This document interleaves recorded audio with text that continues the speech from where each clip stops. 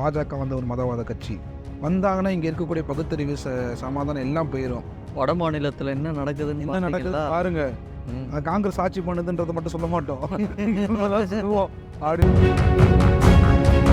இப்போ நீங்கள் பிஜேபி பற்றி சப்போர்ட் பண்ணி பேசுனீங்கன்னா உங்களை சங்கின்னு ஒன்று கேள்விப்பட்டிருக்கீங்களா? உங்களை சொல்கிறேன். எங்களையே அப்படி தான் சொல்கிறேன். ஓவா உங்களை சொல்கிறேன். இந்த திட்டங்கள்லாம் கொண்டு வர்றது பாஜக. அது வந்து இவங்களுக்கு செட் ஆக மாட்டேது. ஏன்னா நீங்கள் அந்த மாதிரி திட்டங்கள் கொண்டு வந்தீங்கன்னா இப்போ ஊழல் அதிகம் அடிக்க முடியாது. உங்களால் கொஞ்சமாக தான் அடிக்க முடியும். சரிங்களா? நேயர்களுக்கு வணக்கம். தற்போது இருக்கக்கூடிய அரசியல் சூழலில் திமுகவாக இருக்கட்டும் அல்லது அதிமுகவும் இருக்கட்டும், இவங்க ரெண்டு பேருமே பாஜகவை ரொம்ப அதிகமாக விமர்சனம் பண்ணுறாங்க. எதற்காக இந்த ஒரு விமர்சனம் வைக்கிறாங்க அப்படின்றத நம்ம விரிவாக பேசுவோம். சூர்யா வணக்கம். வணக்கம் பிரதீப். திமுக அதிமுக இரண்டுமே வந்து பெரிய கட்சிகள், அதுவும் தமிழ்நாட்டில் திராவிட கட்சிகள். எதற்காக பாஜக வந்து ரொம்ப கார்னர் பண்ணுறாங்க, ஒரு பெரிய ஒரு விமர்சனத்தை வந்து தினமும் வைக்கிறாங்க? இதை வந்து நம்ம வந்து ஆரம்பத்துலேருந்தே பார்த்தோம்னா கொஞ்சம் தெளிவாக புரியும். இந்தியா வந்து சுதந்திரம் அடைஞ்சதுக்கப்புறம் தமிழகத்தை வந்து ஒரு காங்கிரஸ் கட்சி வந்து பார்த்திங்கன்னா கிட்டத்தட்ட ஒரு 20 வருடங்களுக்கு மேலே ஆட்சி பண்ணால் அது அவங்க எல்லாருக்குமே தெரியும். அதுக்கப்புறம் அண்ணா அவர்கள் அதாவது திராவிட கட்சி வந்து அதை டேக் ஓவர் பண்ணிக்கிட்டாங்க தமிழகத்தை. என்னதான் அதிமுக திமுக வந்து எளியும் பூனை மாதிரி இருந்தாலும் பங்காளி தான். அது நீங்கள் ஒத்துக்கிறீங்களா? அப்படி ஒரு வேளை உண்மையாகவே இரண்டு கட்சிகளும் மக்களுக்காகவே உழைக்கக்கூடிய கட்சிகளாக இருந்திருந்தா எப்பயோ ஒரு கட்சி ஏதோ ஒரு கட்சி காலியாக இருக்கும். எப்படி நான் சொல்கிறேன் அப்படின்னு பார்த்தீங்கன்னா, திமுக வந்து ஊழல் பண்ணாத கட்சி அப்படின்ட்டு உங்களால் ஒரு செகண்ட் யோசிச்சாச்சும் பார்க்க முடியுமா? இல்லை, வாய்ப்பே இல்லை. சரி, அதிமுக ஊழல் பண்ணாத கட்சின்னு உங்களால் சொல்ல முடியுமா? வாய்ப்பே இல்லை. அப்போ இந்த இரண்டு கட்சிகள் தான் மாறி மாறி இங்கே தமிழகத்தை வந்து ஆட்சி பண்ணுறாங்க. அப்போ ஒருத்தவங்க ஆட்சிக்கு வரும்போது இன்னொருத்தவங்களை தூக்கி காலி பண்ணியிருக்கலாம்ல? தாராளமாக. ஏன்னா அவங்க பண்ண ஊழல் லிஸ்ட் எடுத்து அடுத்து அவங்களுடைய ஆட்சியே இது அவங்களுடைய மக்கள் மத்தியில் அவங்க பண்ண தப்பை ஃபுல்லாக எடுத்து வச்சுட்டா அடுத்து அவங்கள ஓட்டு விழுந்திருக்காது அவங்களுக்கு. பட் இரண்டு கட்சிகளும் அப்படி பண்ணலை. அதிகபட்சம் என்ன பண்ணுவாங்கன்னா, இவங்க தரப்புலேருந்து ஒரு 3 மினிஸ்டர் இல்லாட்டி 2 மினிஸ்டர், அவங்க தரப்புலேருந்து ஒரு 2 மினிஸ்டர் தூக்கி உள்ளே போடுவாங்க. அதுவுமே அப்படியே ஜாமீன் ஆகிட்டு அவர் வெளியே வந்துடுவார். ஸோ இதுதான் வந்து ரெகுலராக தமிழகத்தில் நடந்துகிட்டு இருக்கு. அவங்களும் ஊழல் ரெகுலராக பண்ணிக்கிட்டே இருக்காங்க. தமிழகம் அப்டேட் ஆதோ இல்லையோ, ஒவ்வொரு தடவையும் அவங்க ஊழல் பண்ணுற விதமும் ஊழல் பண்ணுற அமௌண்ட்டோட அளவும் அப்டேட் ஆகிட்டே தான் இருக்குது. ஸோ இப்போ திடுப்புட நீங்கள் மூணாவதாக ஒருத்தவன் 2 பேர் மாற்றி ஒரு வீட்டில் கொள்ள அடிச்சிருக்கானுங்க. வீட்டு ஓனர் திடீர்னு வந்துட்டாருன்னா அப்போ பதட்டமாவாங்களா? அந்த மாதிரி பாஜக திடீர்னு தமிழகத்துக்குள்ளே வரும்போது இவங்க என்ன பண்ணுறாங்கன்னா, ஐயோ இப்போ வந்தானா ஒன்று நம்ம கூட சேர்ந்து ஊழல் பண்ணானா பிரச்சனை கிடையாது, இருந்துட்டு போட்டு ஒரு ப்ராப்ளம் இல்லை. அவன் நாளைக்கு சிஎம் ஆகிட்டு இங்கே நம்ம 2 பேரை காலி பண்ணுறான்னா அடுத்து நமக்கு ஃப்யூச்சரே இல்லையே அப்படின்ற ஒரு பயம் இருக்குது. ஸோ இந்த பயம் இருக்கும்போது மக்கள்கிட்ட போய் இங்கே பாருங்கப்பா, நானும் இவனும் மாற்றி கொள்ளடிச்சிட்டு இருந்தோம், திடீர்னு அவர் வந்துட்டாருன்னா எனக்கு அது சிக்கலாயிரும், அதனால் வந்து அவர் வேணாம் அப்படின்னு சொல்ல முடியுமா? மக்கள்கிட்ட சொல்ல முடியாது. அப்போ என்ன சொல்லணும்? பாஜக வந்து ஒரு மதவாத கட்சி வந்தாங்கன்னா இங்கே இருக்கக்கூடிய பகுத்தறிவு சமாதானம் எல்லாம் போயிடும். வட மாநிலத்தில் என்ன நடக்குதுன்னு என்ன நடக்குது பாருங்க. காங்கிரஸ் ஆட்சி பண்ணுதுன்றதை மட்டும் சொல்ல மாட்டோம். சொல்லுவோம் அப்படின்ற மாதிரிலாம் சொல்லி மக்கள் மைண்டை மாற்றிக்கிட்டு இருக்காங்க. அதில் ஒரு சில பேர், இப்போ நம்மள மாதிரி யங்ஸ்டர்ஸ் ஒரு சில பேர், அப்புறம் வந்து படித்தவர்கள் நிறைய பேர் என்ன பண்ணுறாங்கன்னா, அண்ணாமலை அவர்களோட பேச்சு திராவிட வரலாறு தான் அவங்க பார்த்தவங்க தானே எல்லாருமே. திராவிடம்னா என்னன்றது தெரிஞ்சவங்க தானே. ஸோ அவங்க வந்து என்ன பண்ணுறாங்கன்னா, அதை பார்த்ததுக்கப்புறம் இப்போ இவங்க ஆட்சிக்கு வந்தால் தான் இவங்க 2 பேருக்கும் ஒரு முடிவு கட்ட முடியும். ஆக்சுவலி அவங்க கட்சி அழிஞ்சு போகணும்னு நான் சொல்ல வரல. 2 பேர் என்னப்பா எவ்வளோ அளவு ஊழல் பண்ணியிருக்கீங்க அப்படின்றது மாற்றி யாராவது ஒருத்தங்க வந்தால் தான் வெளியில் தெரியும். கண்டிப்பாக அப்பா நீ இத்தனை கோடியா அப்படின்றத அப்போ தான் வெளியே தெரிய வரும். வாய்க்கிலேயே பேசுனீங்கடா இவ்வளோ அடிச்சிருக்கீங்கன்ற மாதிரி அப்போ தான் நமக்கே தோணும்.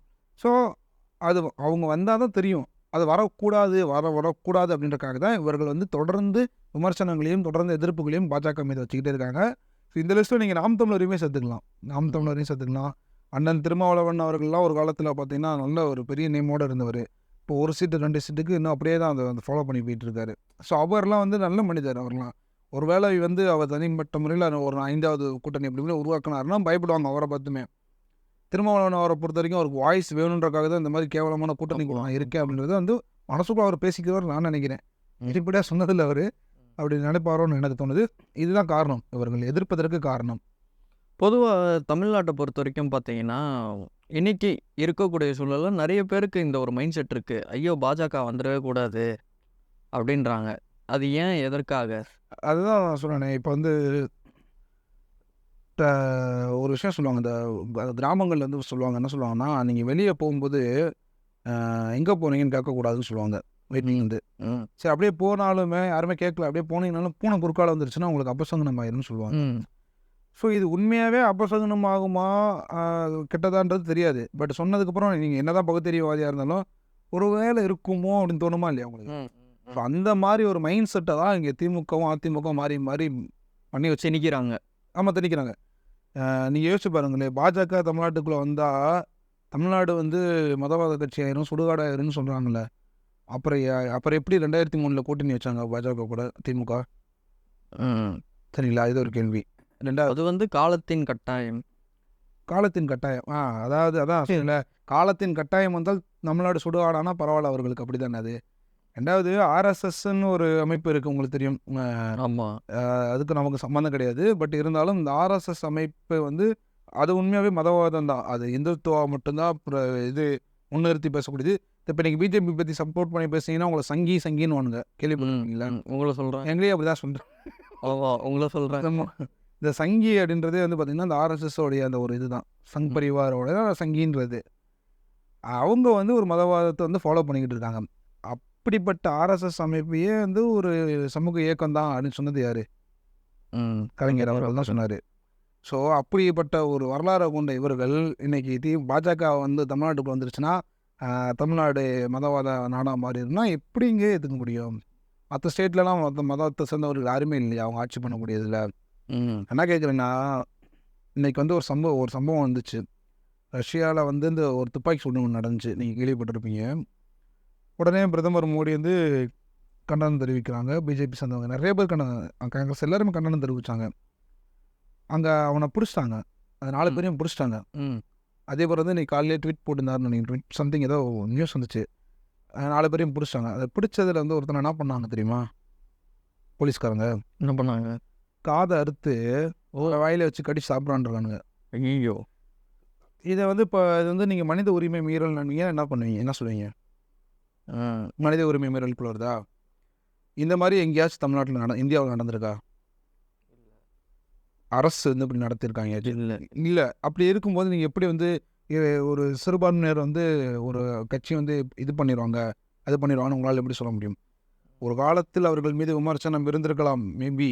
சரிங்களா, நமக்கு தெரியாமல் கூட இருக்கலாம். நம்ம வந்து எல்லாமே தெரிஞ்சு பேசுறதுல ஓரளவு அவங்க மேபி தெரியாத வரலாறுகள் இருக்கலாம். பட் இப்போ கரண்ட்டில் என்ன அப்படின்னு தானே பார்க்குறோம். நமக்கு தேவை டெவலப்மெண்ட்டு, இந்தியாவோட டெவலப்மெண்ட் வேணும்.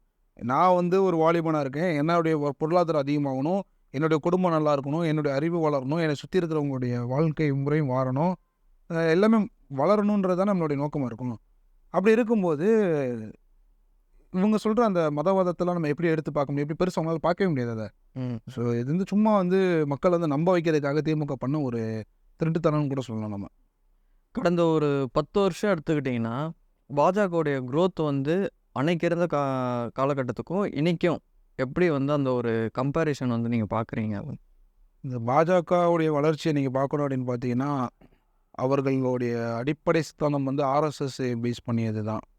1927 நினைக்கிறேன் ஆர்எஸ்எஸ் உருவாக்கப்பட்டது. 27, 29. அவர்களுடைய வளர்ச்சியும் இவர்களுடைய வளர்ச்சியும் கிட்டத்தட்ட ஒரே மாதிரியே இருக்கும். கிட்டத்தட்ட 2024 இன்னும் ஒரு 3 வருஷமோ 5 வருஷம் போச்சுன்னா அவங்க 100 கொண்டாட போகிறாங்க ஆர்எஸ்எஸ். அவர்களுடைய வளர்ச்சி பார்த்திங்கன்னா வெள்ளக்காரர்கள் இருக்கும்போதே வந்து அந்த சங் பரிவார அமைப்புகள்லாம் வந்து கொஞ்சம் கொஞ்சமாக மூவ் பண்ணி அரசியல் இருக்கக்கூடிய நகர்வுகளெல்லாம் அனலைஸ் பண்ணி ஒரு கட்டத்துக்கு வந்தாங்க. பாஜகவும் இதுக்கு விதிவிலக்கில் அவர்களும் இதே மாதிரி ஆரம்ப காலகட்டத்தில் வந்து பார்த்திங்கன்னா ரொம்பவுமே பேஸாக தான் ஆரம்பித்தாங்க. மொத்த டேட்டாஸுமே அவங்க கையில் இருந்துச்சு. மக்கள் என்ன யோசிக்கிறாங்க, மக்களுக்கு என்ன தேவை, என்ன மாதிரியான வளர்ச்சிகள் இங்கே எல்லா டேட்டாவும் அவங்க எடுத்துக்கிட்டே இருந்தாங்க. ஸோ அவர்கள் முன்னாடி பின்தங்கி இருந்தார்கள், இப்பொழுது வளர்ந்து விட்டார்கள் அப்படின்லாம் சொல்ல முடியாது. ஆரம்பத்துலேருந்து அவர் வளர தான் ஆரம்பித்தாங்க. பின்தங்கின வரலாறு அவர் பாஜகவை பொறுத்த வரைக்கும் இல்லை.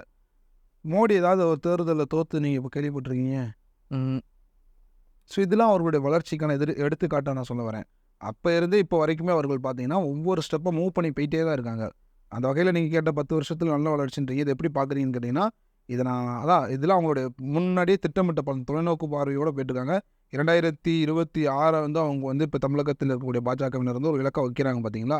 இந்த மாதிரி அவங்க அப்பயே வச்சிட்டாங்க 2049. ஓகே, 49 எத்தனை வருஷம் இருக்கும்? அப்போ நம்மளே உயிரோட இருக்குமான்னு தெரியல. 2049க்கு வச்சிட்டாங்க பாஜக. அப்போ அவங்களோட நோக்கம் பாருங்களேன், திட்டங்கள் ஃபுல்லாமே தொலைநோக்கு திட்டமாக தான் இருக்குது. அதை நோக்கி போகிறனால தான் அவங்க வளர்ந்த மாதிரி நம்ம வளர்ச்சி அடைகிற மாதிரி நமக்கு தெரியுது. பட் இங்கே இருக்கக்கூடிய நம்மளுடைய கட்சிக்காரங்களை எடுத்துக்கோங்க, ஒருத்தவர் என்னடான்னா தமிழ்நாட்டில் இருக்கிற மகளிருக்கு 1000 ரூபாய் கொடுத்த மாதிரி இந்தியாவில் இருக்கிற எல்லா மகளிருக்கும் 1000 ரூபாய் கொடுக்க சொல்லுவேன். 3000 ரூபாய். அது இவர் ஸ்டாலின் எல்லாருக்கும் மகளிர் ஆமா. கொடுப்பேன்றாரு. ம். எடப்பாடியா அது 3000 ரூபாயை கொடுக்க சொல்லுவேன்றாரு. ம். இவங்களோட இது யோசிச்சு பாருங்க. இப்படி இவங்களுடைய சிந்தனையே இப்படி தான் இருக்குது. தொலைநோக்கு திட்டமே இல்லை. உங்களுக்கு தேவை இன்னைக்கு தேவை அவனுக்கு ஒரு கோட்டு பாட்டில் வேணுமோ வாங்கி கொடுத்தா முடிஞ்சுன்னு நினைக்கிறாங்க. இந்த சீமான் நல்லா சூப்பரானு சொல்லுவார், இந்த பஸ் பாஸ் ஃப்ரீயாக தருவாங்க, கேள்விப்பட்டிருப்பீங்க. ஆமாம். அவர் என்ன கேட்குறாருன்னா, நீ பஸ் பாஸ் பஸ்ஸை நீ காசு கொடுத்து போய்க்கோ, 10-20 ரூபா வீட்டில் நான் அவ்வளோ பிச்சைக்காரனாக இருக்க போகிறாங்க, 10-20 ரூபா கொடுத்து போய்க்கிடுவான் பஸ்ஸில். பஸ்ஸில் போய் படிக்கிறான் பார்த்தீங்களா, அந்த படிப்பை ஃப்ரீயாக கொடு. பஸ் பாஸை ஃப்ரீயாக கொடுத்துட்டு படிப்பில் பிடிக்கிட்டேன்னா இது என்ன, இது எப்படி அரசாங்கம் நல்ல அரசாங்கமாக இருக்க முடியும்? இதே தான், சேம் தான். இந்த திட்டங்கள் வந்து நீங்கள் அப்படியே தொலைநோக்கோட யோசிச்சிங்கனாலே போதும், நம்ம நல்லா வளர்ந்துடலாம். இந்த திட்டங்கள்லாம் கொண்டு வரது பாஜக, அது வந்து இவங்களுக்கு செட் ஆக மாட்டேது. ஏன்னா நீங்கள் அந்த மாதிரி திட்டங்கள் கொண்டு வந்தீங்கன்னா இப்போ ஊழல் அதிகமாக அடிக்க முடியாது, உங்களால் கொஞ்சமாக தான் அடிக்க முடியும். சரிங்களா? அதுக்காண்டி தான் அவங்க வந்து இதெல்லாம் எதிர்க்கிறாங்கன்னு நான் நினைக்கிறேன். நன்றி சூர்யா. நன்றி.